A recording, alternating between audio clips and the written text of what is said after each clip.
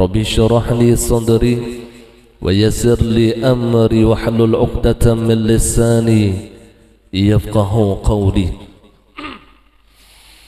Subhanaka la ilma lana illa ma 'allamtana innaka antal 'alimul hakim. Wala hawla wala quwwata illa billahil 'aliyyil 'azim al-'azizil 'alim. Adada kulli harfin kutiba wa yuktabu abadal abidin wa dahrad dahirin. Radiyallahu anni wa ankum wa an jami'in muslimin.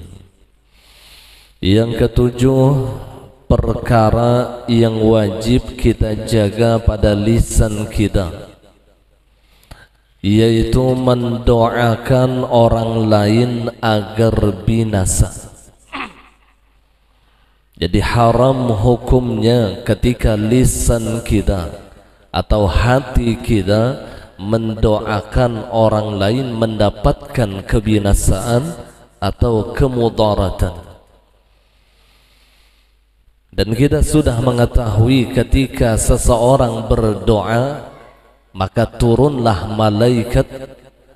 Jikalau ia berdoa kepada saudaranya dengan doa kebaikan, maka malaikat itu berkata kepadanya, walaka mithluh, engkau pun akan mendapatkan seumpama itu. Dan jikalau kita mendoakan saudara kita dengan doa kejahatan, maka malaikat pun juga berkata kepada kita, walaka mithluh, engkau pun akan mendapatkan doa yang engkau panjatkan kepada saudara. Artinya ketika kita mendoakan orang lain dengan doa kebaikan, maka doa itu akan kembali kepada kita. Karena pada hakikatnya ketika kita mendoakan orang yang beriman, kita mendoakan diri kita.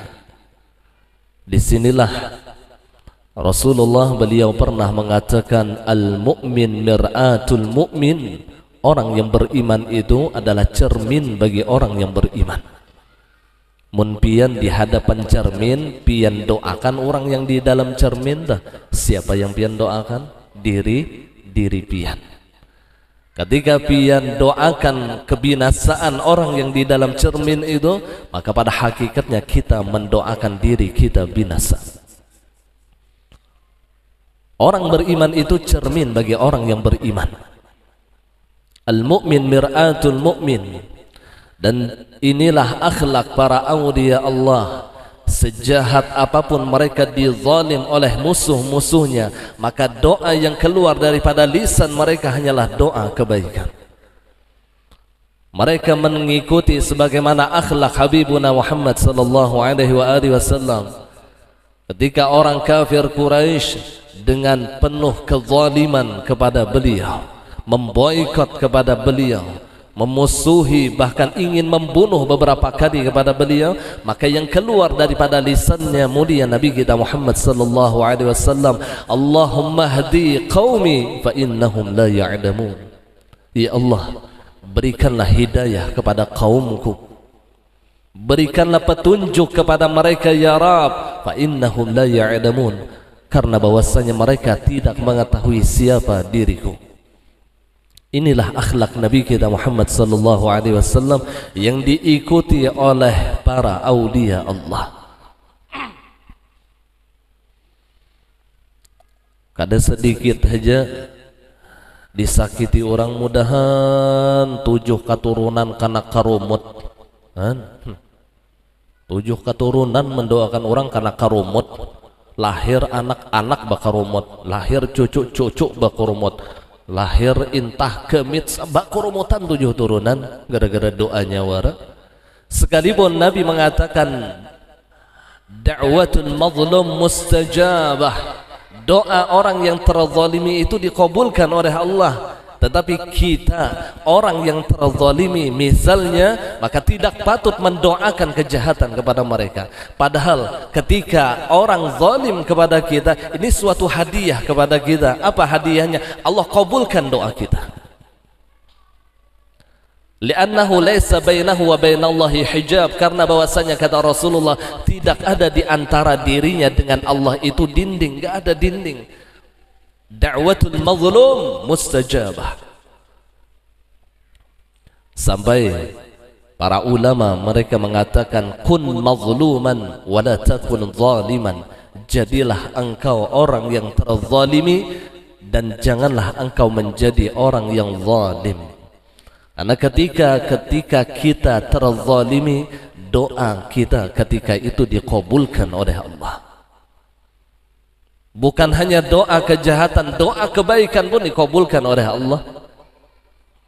Nah, terkadang orang fokus dengan doa-doa kebinasaan.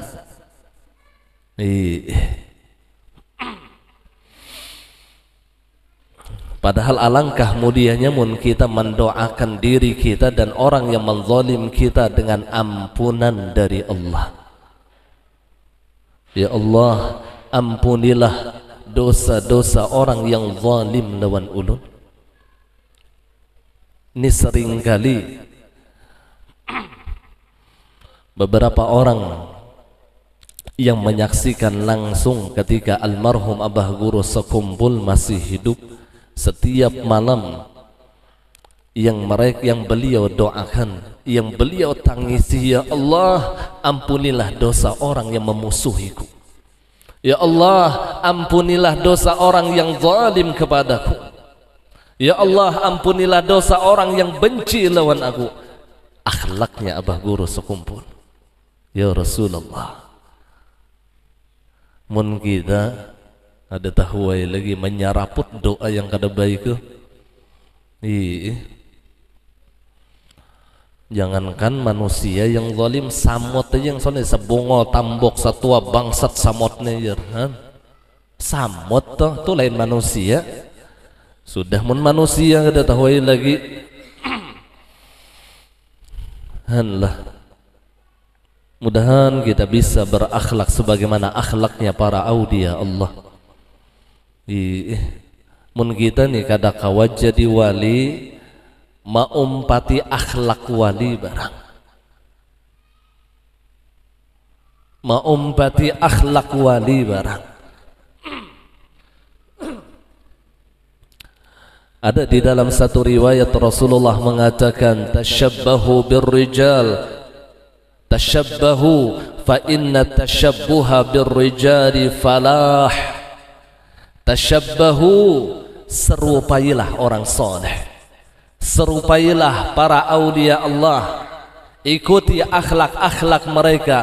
Lianna tashabbuha birrijali falah, karena ketika kita menyerupai mereka dengan akhlak mereka, dengan adab mereka, kita akan mendapatkan keberuntungan.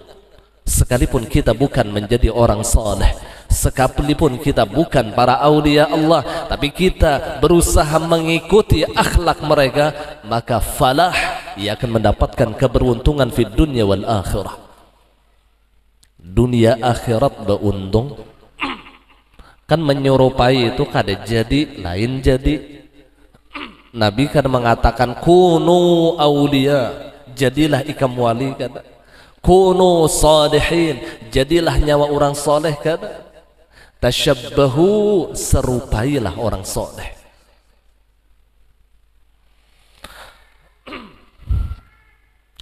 Fa inna tashabbuha birrijali falah. Nah, kita membaca kitab-kitab orang soleh seperti ini agar kita bisa mengikuti akhlak mereka. Sama halnya ketika kita mendengar manaqib-manaqib para aulia Allah, apa salah satu hikmahnya? Agar kita bisa mengikuti akhlak mereka, agar kita bisa meniru mujahadah mereka, agar kita bisa mengamalkan riyadah mereka. Itu tujuannya, agar kita diperintahkan sering-sering untuk membaca manaqib para aulia Allah, supaya hati tawadhu, bahwasanya amal kita kada ada paparakannya lawan amal orang soleh. Ibadah kita kada ada paparakannya lawan ibadah orang-orang soleh. Jadi sesuai zaman zikrul awliya tanzilur rahmat. menceritakan kisah-kisah para aulia Allah, itu akan menjadi sebab turunnya rahmat Allah. Salah satu rahmat Allah akan menumbuhkan sifat tawadhu di dalam hati kita. Kadang merasa hebat, kenapa? Karena amal kita nggak ada apa-apanya dengan amal orang saleh. Ilmu kita nggak ada apa-apanya dengan ilmu orang saleh. Ini akan menumbuhkan tawadhu di hati kita.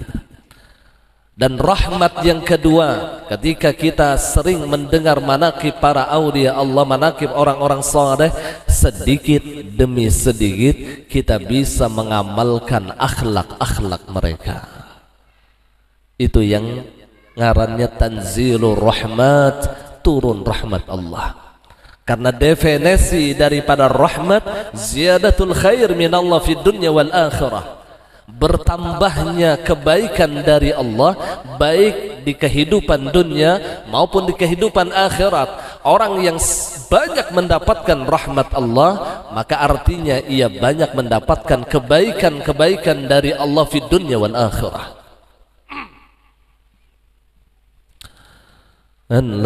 Mudah-mudahan kita banyak dapat rahmat Allah, baik ketika hidup ataupun ketika sesudah meninggal dunia. Mudah-mudahan Allah berkahi hidup dan mati kita. Sering almarhum Abah Guru beliau mengatakan, baca ujar sidin habis sembahyang, Allahumma barik li fil maut wa fima ba'dal maut.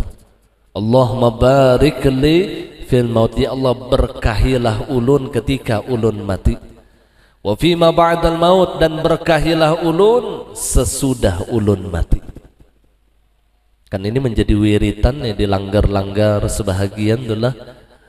Ini dari Abah Guru Bahari, Allahumma barik li fil maut wa fima ba'dal maut, supaya diberi keberkahan oleh Allah. Keberkahan itu ya rahmat, rahmat itu ya kebaikan.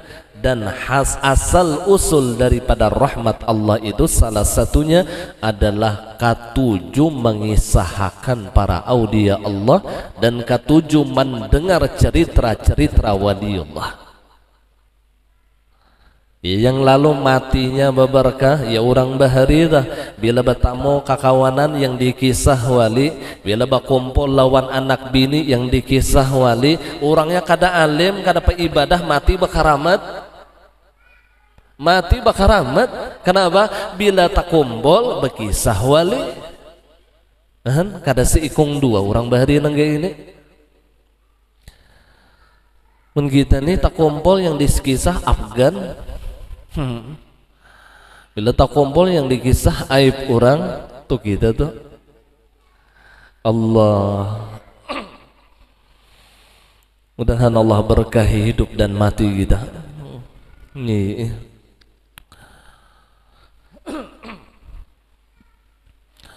Maka jagalah lisan engkau dari doa yang tidak baik, sekalipun kepada orang yang menzalimi engkau. Padahal nyatuna zalim lawan kita, maka dilarang kita untuk mendoakan orang yang menzalimi kita itu dengan doa-doa kebinasaan. Ngalih benar nih mengontrol nafsu kita nih, ngalih benar. Karena nafsu kita ketika ada orang yang zalim lawan kita, lalu haji bata tengah malaman, ya Allah, lamahkan gulunya ya Allah. Kadang ngalih kada berdoa, lamahkan gulunya ya Allah, biarnya sehat cuman lamah gulu. Nah, berjalan modern kayak ini lamah gulu, kada kau apa-apa mau juga lamah gulu. Ya Allah ya Rasulullah, orangnya sehat cuman gulu lamah. Kayak bala doa qabul. Ya Allah ya Rasulullah, makan lamah gulu, rahatan minum lamah gulu, mau bener. Tahu dia apa ini? Imbad doa tadi bang. Tidak perlu kita mendoakan orang yang zalim kepada kita dengan doa-doa kebinasaan. Kenapa? Karena Allah Maha Adil. Allah itu wasit. Wasit, pahamlah wasit. pret jar tuh wasit kada usah pemain ampun wah tuh kartu merah kada perlu ada wasit ada hanya kada perlu tumbur gitu biar aja orang kah tangannya kena pret ada aja kena wasit manokan kartu merah kartu kuning Allah itu wasit dunia akhirat. Kenapa kita empat ambut tuh mendoakan orang yang macam-macam ada aja wasitnya ada aja wasit dah. Allah dengan keadilan Allah serahkan aja lawan Allah. Maka bila kita nila dizalim orang bila diserahkan oleh Allah banget pada mendoakan biar bujuran dah. Hati-hati itu bila orang tuh bertanda tangan ya Allah siapapun yang zalim lawan ulun ya Allah ulun serahkan lawan pian ya Allah bahaya lagi nih biarnya kada berdoa kezaliman biarnya kada berdoa kebinasan ini lebih bahaya karena ia menyerahkan kepada zat yang maha adil ia serahkan kepada zat yang maha adil ya Rasulullah bahaya.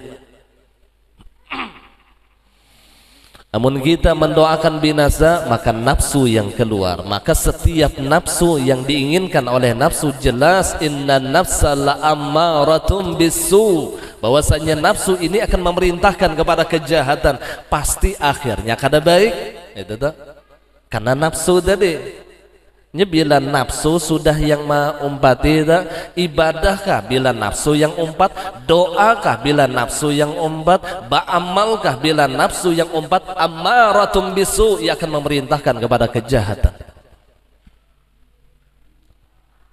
Rahatan baca Quran nafsu bepandir lakasi ya baca Quran mon kawas sekali duduk nih 7 juz.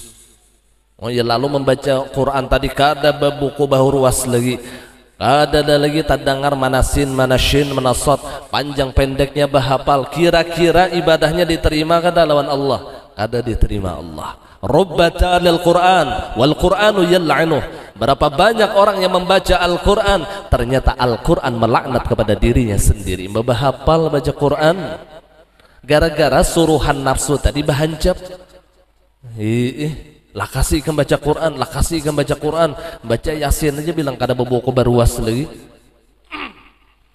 Ya silang orang torojaon, keputingan langsung torojaon aja.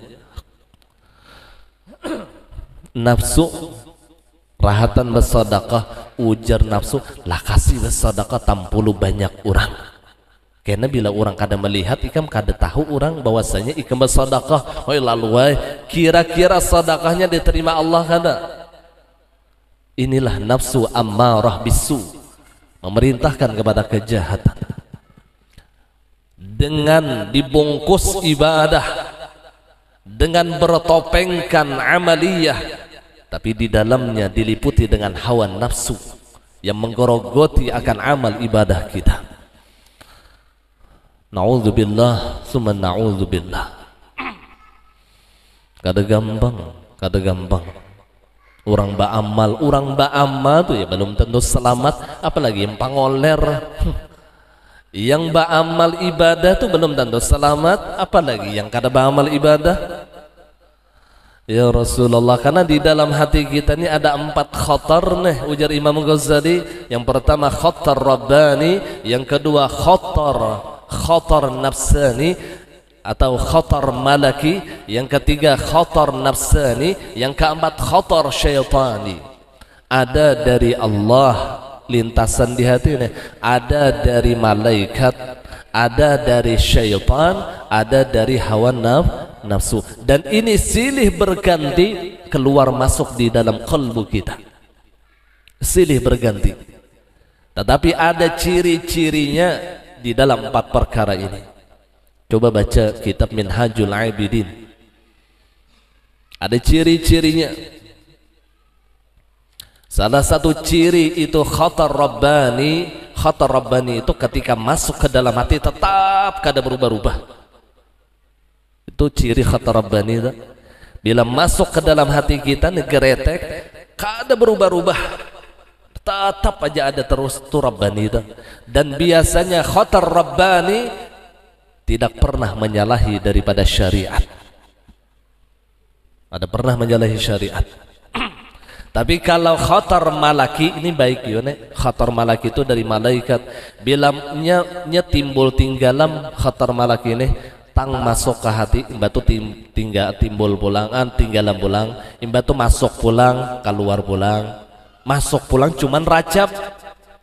Nah itu khatar malaki, dan hanya dua yang saja yang bisa kita perpegangi, munkada khatar rabbani atau khatar malaki, dan dua yang tidak boleh kita perpegangi, nafsu dan syaitan, geretek daripada nafsu dan syaitan. Allah. Maka semakin bersih hatinya, semakin kuat khatar rabbani di dalam kalbunya. Semakin kuat teguran dari Allah. Nah disinilah Nabi sallallahu alaihi wasallam beliau pernah mengatakan, "Idza aradallahu 'abdan khairan, ja'alahu Allahu fi qalbihi wa'idhan." Atau kama qala Rasulullah sallallahu alaihi wasallam, apabila Allah menginginkan kepada seorang hamba itu menjadi hamba yang baik, hamba yang berbakti kepada Allah, ja'alahu Allahu fi qalbihi wa'idhan, maka Allah akan menjadikan di dalam hatinya penasehat. Wa'idhan, Allah jadikan di dalam hatinya, di hatinya itu ada penasehat. Ini yang ngarannya khatar. Wa'idhan, ada penasehat. Ya mun bahasa ma'rifah itu nur masuk ke dalam qalbunya. Idza dakhala an-nur fi qalbi insyaraha wanfasaha. Ketika masuk nur dari Allah ke dalam hati seorang hamba, insyaraha, ia akan merasa lapang, infasaha, dan ia akan merasa luas dadanya. Maka disitulah letaknya asrarul ilahiyah, rahasia-rahasia ketuhanan. Ini yang dikatakan oleh Al-Habib Abdullah Al-Haddad, lam tuda'il asrar illa fil awiyatin naqiyati tahirah. Tidaklah diletakkan oleh Allah asrarul ilahiyah, rahasia-rahasia ketuhanan, illa fi ala qalbi tahiratin naqiyah, kecuali atas hati yang tahiratin naqiyah, yang suci lagi bersih. Hanya Allah letakkan asrarul ilahiyah, rahasia-rahasia ketuhanan.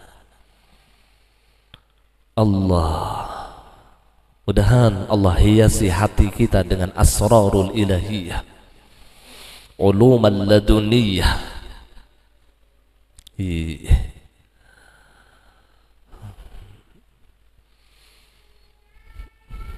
Nah kemudian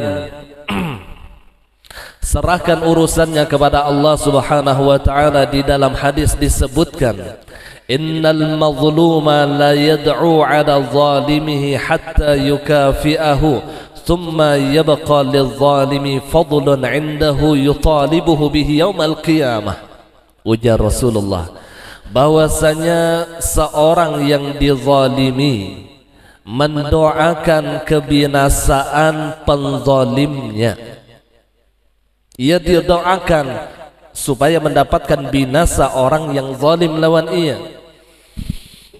sampai sebanding dengannya, sebanding dengan kezalimannya.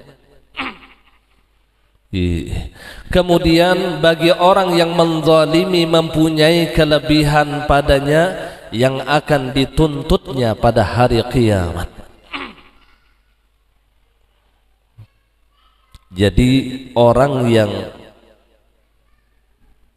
zalim itu diberikan oleh Allah fadlun, kelebihan.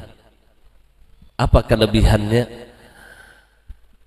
Inya akan diberikan oleh Allah menuntut di hari kiamat. Contoh, maksudnya nengge ini nah. Kita nilah menampar orang sekali, pau dizolim orang lah kita tampar dua kali, plak plak. Maka orang yang zalim lawan kita pertama ini kena menuntut lawan Allah, ya Allah, ulun nah menampar lawannya sekali, inya 2 kali, ulun tuntutnya di hari kiamat. Karena doa kita terkadang melebihi daripada batas kezalimannya. Orang membunguli 10.000 aja lawan kita, mudahan bangkrut jar umat, to labihan. Membunguli 10.000 aja lawan kita, tapi doanya ya Allah mudahan bangkrut hidupnya, sakit seumuran 7 turunan, membungolnya labihan doa. Ini karena labihan doa ini dituntutnya di hari kiamat. Paham gak ini maksudnya? Dituntutnya di hari kiamat. Nah doa kita nih, kita kada tahu apakah lebih daripada zalimnya inya lawan kita, atau kurang, atau mempas, itu yang kita kada tahu. Dan kelak ia akan menuntut kita di yaumil qiyamah apabila doa itu lebih daripada apa yang dizalimnya. Makanya di dalam Islam itu ada qisas, man zalama zulima, man qatala qutila, man daraba duriba. Siapa zalim dizalim, siapa membunuh dibunuh, siapa memukul dipukul. Itu kisasnya, supaya apa?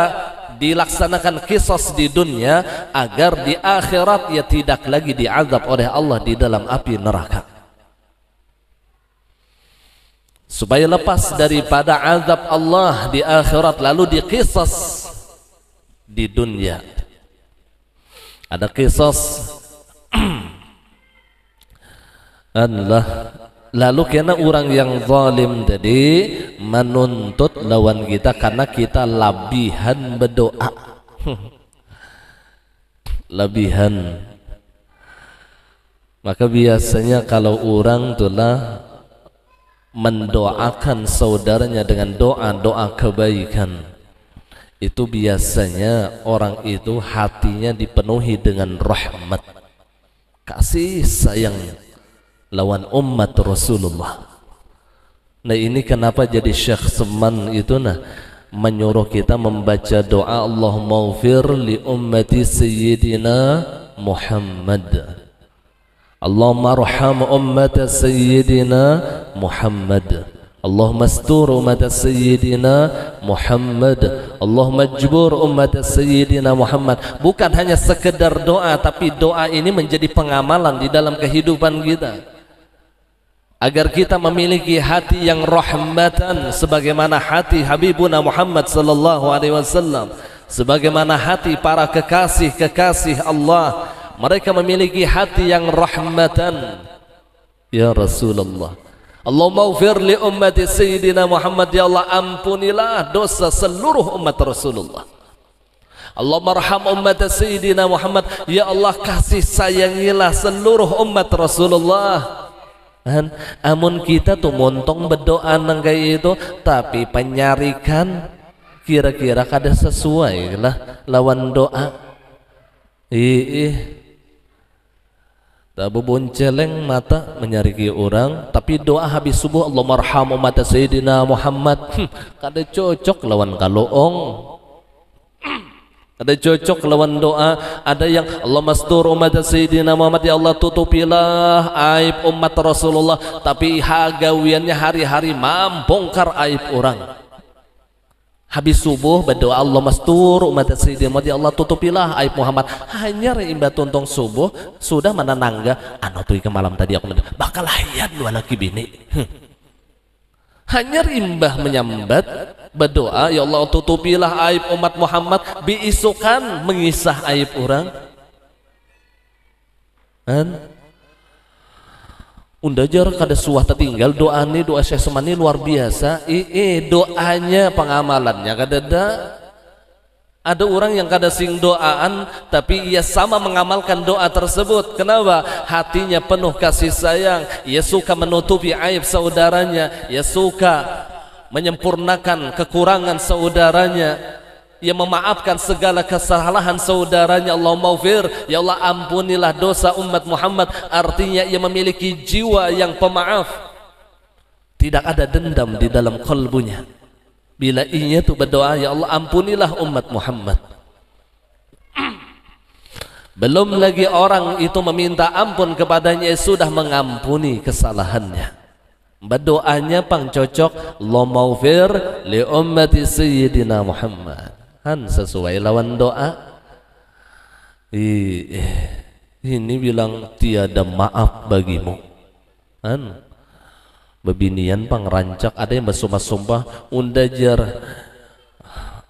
bersumpah kadah aku lagi menjejak rumahnya tuh, melihat rumahnya umma, demi Allah, demi Rasulullah jar umma. Kenapa melakukan kebaikan, melakukan dosa tuh bersumpah?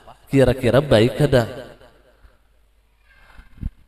Memutus silaturahmi dengan kalimat sumpah dengan menggunakan demi Allah, kira-kira baik kada? Kada baik sama sekali. Demi Allah unda kada hakun lagi menjajak masjid, bungol ngarannya gitu toh. Demi Allah unda kada hakun lagi beelang wadah inya, bungol ngarannya. Kalimat demi Allah ia gunakan untuk kata-kata yang jahat, untuk sumpah yang kada baik. Seharusnya sumpah yang kada baik itu wajib dibatalkan sumpahnya, wajib dilanggar sumpah. Bila kita tuh ada pernah bersumpah kada baik, langgar aja sumpah tadi. Unda pang sudah bersumpah jar kada hendak ke masjid situ, enggak papang unda sakada wani kana melanggar sumpah bungol. Bersumpah kada hakun ke masjid, unda ada akalnya hidup. Itu sumpah syaitan. Setan gin rancak kucuk-kucuk ke masjid. Ini ada umat Rasulullah kada hakun ke masjid, unda aja bersumpah kada hakun ke majelis tuh bang, sudah itu sumpah syaitan. Ya Allah. Nah ini yang kada, nah ini kurang cerdasnya, kurang cerdas itu ya bongol ngarannya. Ini bongolnya kita nih di sini nih. Belum ketujuh menyambat ini bongol, artinya kita nih dasar bongol. Yang alim tuh Allah aja berataan. Allah diceritakan wallah subhanahu wa ta'ala alam, alhamdulillah. Nah di sini alhamdulillah kita ada kedatangan tamu.